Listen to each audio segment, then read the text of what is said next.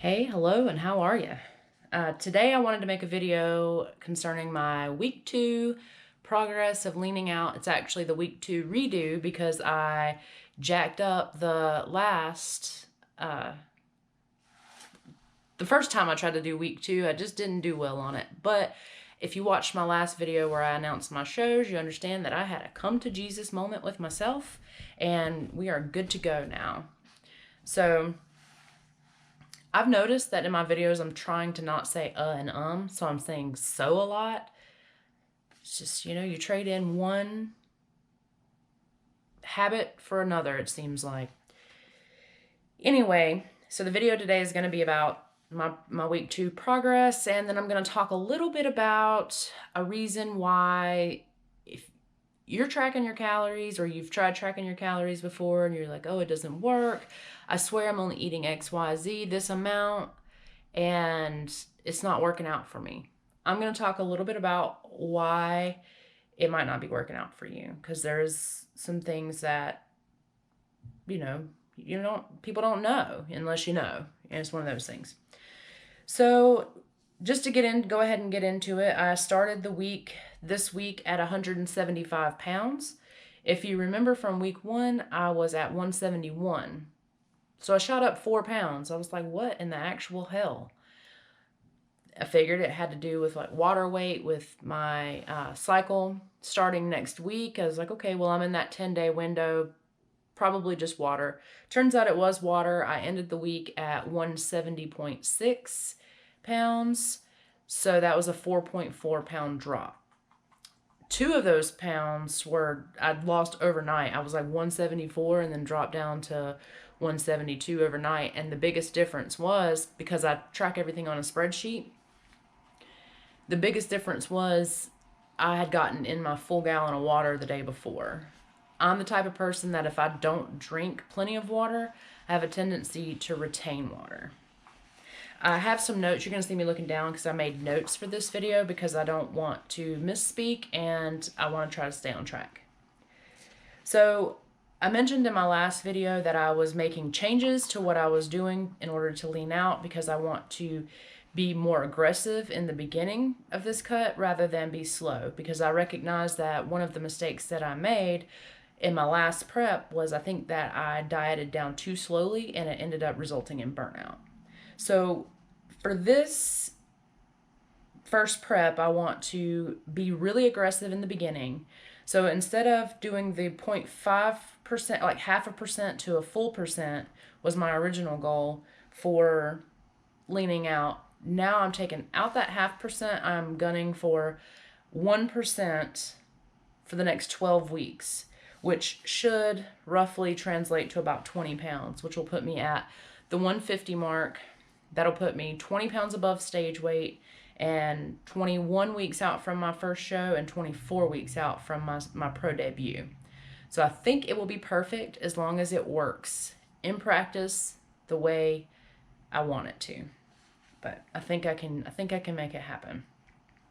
Oh, also, before I carry on, I want to give a huge shout out to those of you who are actually watching my videos and giving me feedback, telling me that you're excited to see my prep, telling me that, asking questions, trying to learn more so that you can improve your health. I really do appreciate it, because my biggest reason for sharing all of this is to help other people and to kind of bring insight into what it is that I do, because a lot of people have questions and some people aren't going to ask. So I want to put it in a public place where A, I can look back on it in the future, and B, other people can look at what I do and what I go through and then make a educated decision on whether or not competing is something that you would like to do in the future. So, okay, back to progress and what is changing. Like I said, I feel like I can safely be aggressive at the 1% body fat loss or losing 1% of my body weight per week for 12 weeks for 20 pounds. I feel like that will be completely safe, because I start looking lean around 150 pounds. Like my shoulders are in, abs are showing, that type thing. And that's the situation where I plan to take a diet break, back down off cardio a little bit, just give my body a break, and then go right back in and scale it down to, maybe a 0.5% body fat loss each week. I also talked about in my last video how right now I have been doing I have been undulating my calories this week. Instead of doing I talked about doing the 4 days, no, the 3 days high, 3 high days, high meaning higher calories and higher carbs. The reason why my calories on those higher days would be higher is because of bringing up the carbs. Well, instead of doing that, I'm going to undulate, because I feel like it gives me, I feel like mentally it's easier for me, because there are days where I want to eat more, and there are days where, especially after, say, for instance, like I have a high day. Last week, I'll just talk to you a little bit about my calories so it'll help it make sense, and I'll put it on the screen so that it'll make more sense to you. Last week I didn't eat the same amount of calories on any day. I had one really high day, and that was the day that I talked about going out we went into the city and we ate out and enjoyed some things. And so I still tracked it, and that ended up being like a 3,000 calorie day. Well, I'm trying to stay between 1,750 and 1,800 for the week, so you can balance that out. Now, I have to say this because some people get a little, if you have an eating disorder, maybe you shouldn't do this. I don't know if it would trigger anything within you.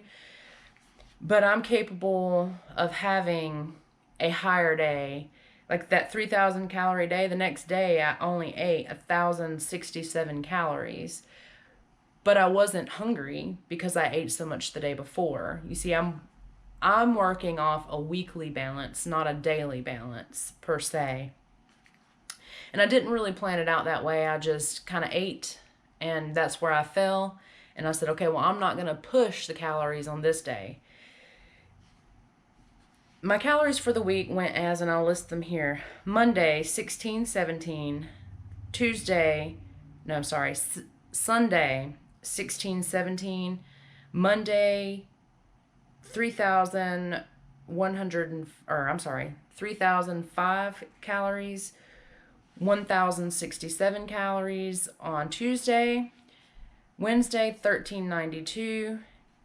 And then I noticed, I was like, okay, well, I can't continue that. I need to bump them up some more, because I have a spreadsheet that I use to track my progress. I am going to do a video on that some other time where I show you how I use my spreadsheet. And I have even made my spreadsheet so that when I do that video, you'll be able to, and I can kind of give you the link now if you feel like you don't really need any explanation, but I would prefer to make the video to explain the spreadsheet, and then I've made it so that you can use a link and download it for free to use if you'd like. But when I plug my calories in, I have the average for the week down at the bottom, kind of put in like an auto sum, takes the average.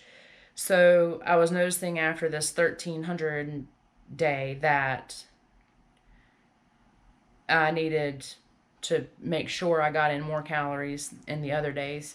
So what was that? Sunday, Monday, Tuesday, Wednesday. So Thursday I had 1,764 calories. Sunday, Monday, Tuesday, Wednesday, Thursday. Sorry, I forgot already what I said. And Friday I had 1,677, and today I will have a full 1,800. That will put me at 1,760 average for the week. And remember, my goal is 1,750 to 1,800. So my weigh-ins for the week, if I take all of the weights that I was this week, it ended up being an average of 173 pounds. That's still a 4.4 pound loss though. Like I said this morning, I weighed in at 170.6. But I take the average because I will compare week to week to week, because your body does not work on a 24-hour schedule. So taking a bigger chunk of time makes a lot more sense. So you can, one day is a small picture, a week is a medium-sized picture, and then say a month is a bigger picture. Okay, now, one of the talking points, one of the things that I wanted to talk about, before I get into that, I'm going to get into my cardio, what changed in my cardio. So I was only doing like 30 minutes a week, admittedly so, because I try not to add in cardio until I absolutely need it. But like I said, I'm trying to be aggressive in the beginning here. And so I knew that that meant that I needed to step my game up. So by the power of math that I'm about to explain here in just a minute, I stepped it up to 5 days a week of 200 calories. Okay, so let me explain that. I have a Fitbit Versa, so there's a button on here that you can press that says exercise, and then you can kind of find the exercise that you're doing. I just put it on workout, and we'll hit the start button when I start my cardio. And when my Fitbit tells me that I've reached 200 calories worth of cardio, that is when I stop doing cardio. It could take 19 minutes and it can take 23 minutes. It just depends on my intensity for that day. The reason why I decided to do cardio based on the calories of my watch is because as I get leaner, I'm going to get more tired. I'm not going to necessarily, and I won't necessarily notice that my intensity is dropping down. So if I'm burning 200 calories in 20 minutes right now, when I'm leaner, it might take me 40 minutes to burn 200 calories if I don't keep my intensity high. So the reason why I've decided to track cardio in terms of calories instead of minutes is to keep myself honest as I get leaner and make sure that I'm moving forward in my progress, not overdoing or underdoing what I need to do to get where I expect to be at the end of the week, at the end of the month. Hopefully that makes sense. If you have any questions, please don't hesitate to ask, because I'll be happy to answer them. All right, so I wanted to talk about, if you're tracking your calories and you're not seeing any progress, you may be concerned as to why. You may not understand why. But this is a point that I try to make for people who have the opinion, and a lot of it, I do flexible dieting, so I will add in some junk food to my diet if I feel like I need it, or if I'm behind on eating that day and I feel like having something junky, I will have that, because I don't want to create that mindset of you can't have, because if I do that to myself, then that's all I want. But once I give myself permission, I'm cool. Like I could have, like I did in the last video, you can have donuts, but you have to decide, do you want donuts or do you want to be lean? That type thing. So, but a problem that I have with a lot of people who do the IIFYM, which is if it fits your macros, for those that don't know, or flexible dieting, as some people will call it, where they get into trouble a lot of times is a lot of the food will be comprised of junk food, or especially a lot of people who are on weight loss programs or trying to follow like a Jenny Craig or a Weight Watchers, things like that, where it's a lot of boxed foods, a lot of processed food. That's where you get in trouble when you're doing these programs and you're just doing a lot of convenience foods, the protein bars, the protein shakes, the lean cuisines, you name it, a lot of packaged food. When I'm trying to diet down, my big secret is I eat about a 90% whole food based diet. And the reason why I do that is because there's less variability with the calorie content. For instance, packaged foods are allowed to have a 20% error of margin when it comes to the calorie content and macros, whatever you want to call it. There's a 20% margin of error allowed on food labels. So that's huge. That is a huge margin of error. You might think 20%, big deal. That's not really a lot, but it is. So I did the math for you just to show you. So if you're eating 90% whole foods based diet, your calorie count, while you can never count calories 100% accurately, it's not possible. It still gives you a better idea because I don't know. There was like a fuzzy that floated past the camera. If you're eating mostly whole foods in your diet, lean meats, vegetables, fruit, if you want to have fruit, minimally processed food like rice cakes, like lightly salted rice cakes, rice and salt, things like that, very minimal ingredient type foods. Those foods are going to be more accurate on the calorie count that they're given because the packaged foods have a 20% margin of error. So say this past week, I told you I ate an average of 1,760 calories. At a 20% margin of error, and I'm going to go ahead and say, yes, it could be a 20% margin of error either way, but we all know that food manufacturers are not going to say that their food has more calories in it than it does. So I think it's more probable that these packaged foods have 20% higher calories than what they say they have.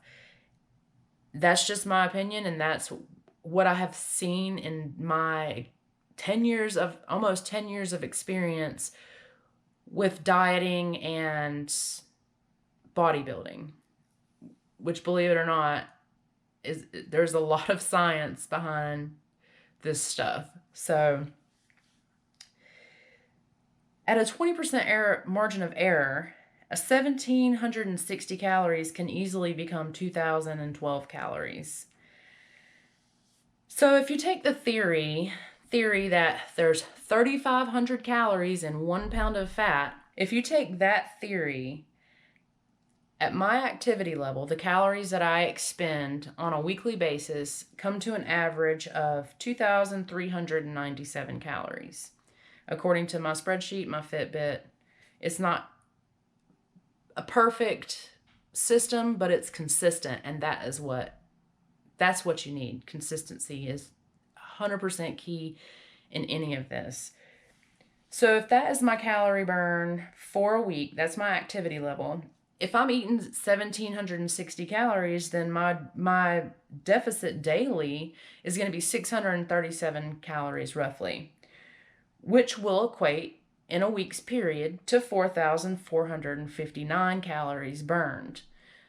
If you divide that by 3,500 calories, that's going to result in a 1.2 pound loss in a week. It should. Like I said, this is imperfect. There's a lot of variables. Weight loss isn't linear. But at the end of the month, usually it will catch up, even if it's not in a linear fashion throughout the weeks. Eventually it does catch up. So let's just say, in theory, this is all theoretical, right? So it should lead to a 1.2 pound loss for that week. But if I'm eating a whole bunch of processed foods and my calories are now off by 20%, then I'm eating 2,112 calories per day, and that's only leaving me with a 285 calorie deficit per day. And over a week's time, that's a deficit of 1,995, which is only going to, if you divide that into 3,500 calories, is only going to result in a half a pound loss. So to avoid, I can't find words today. So to avoid having such a probability of huge errors in my diet, I try to just stick to whole foods, because generally a chicken breast, 8 ounces of chicken breast is going to be what 8 ounces of chicken breast is. Same goes with vegetables and fruits, things of that nature.